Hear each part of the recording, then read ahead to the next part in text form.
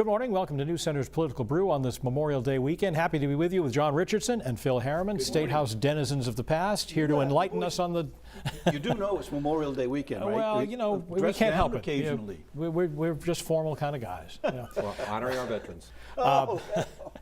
One of the big issues of the legislative session came to a head this past week when the governor signed the bill to eliminate the non-medical exemptions, that would be the religious and philosophical exemptions for having children immunized.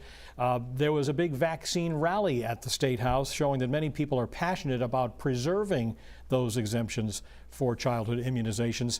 And they say, despite the fact that this bill has now been signed into law, they're not going to stop fighting. Phil, how does this resurface? What happens next? Well, if they are going to keep fighting, they're going to have to go out to the citizens of Maine and gather about 60,000 signatures for a referendum petition, which is one of the features of our Constitution. People's veto. People's veto. It's going to be interesting to see if they have that much passion, and is there that much support out there to get 60,000 people to put this on the ballot? That's a good question, John, because the people who have been making noise about this are very loud about it, but how many of them are there? I think it's a very strong but small minority.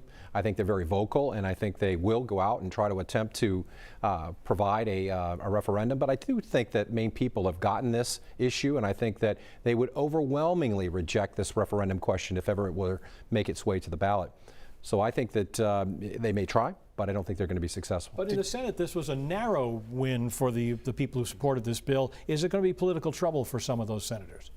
I don't think so. I think the senators who voted against this were following some of their constituents' desires, but I think the vast majority of Maine people want to see a protection of our children, especially those who can't get immunized. And I think this compromise, if you will, for medical reasons only to be exempt is, I think, the way to go. And most people in Maine will accept that as scientific and as reliable based on the medicine.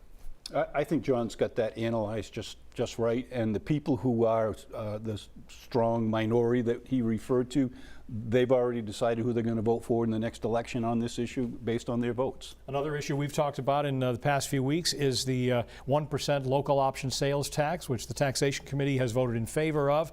The amendment would keep 75% of the revenue in the city where the money is raised and send 25% to the Maine Rural Development Authority, which promotes job creation and business development in rural parts of Maine. John, is that kind of provision liable to improve the chances of passage, finally, of the local option sales tax? I mean, perhaps in the House and Senate it might. It makes it more palatable. You have the service centers getting a certain amount of that local option sales tax. You have the rural areas being able to apply for it. MREDA, the Maine Rural Development Authority, chaired by the Commissioner of Economic Development, back when I was that commissioner, we had a lot of say into where that money went. That would be an option, right? That would. But Governor Mills has indicated no new taxes. And so, you know, while this may gain some traction in the House, maybe even in the Senate, I don't think this is going to make its way to law.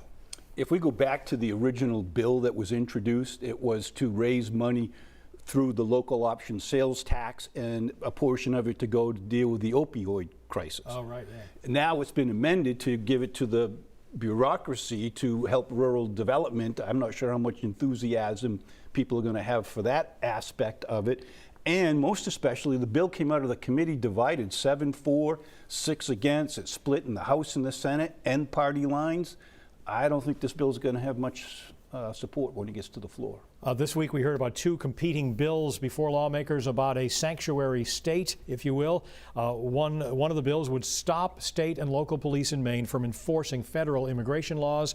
The other does the opposite, banning so-called sanctuary cities for undocumented immigrants.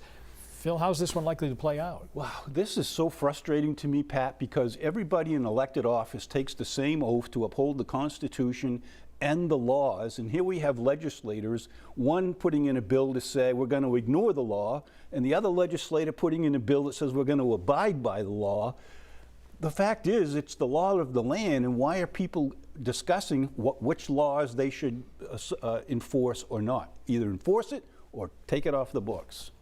This reminds me, and I see your frustration. It reminds me of someone who once said that these bills are so patently absurd that only politicians could embrace the logic. Okay, and the fact of the matter is that these are just inside baseball, right? Where we're setting each side up for the future election. Yes, you were for sanctuary cities. No, you weren't for it, and they're setting these legislators up with a vote on the record for our future election. I think this is exactly what this is about. All right, lots more to talk about this morning on Political Brew. We'll do that in the next hour. News Center's back after this.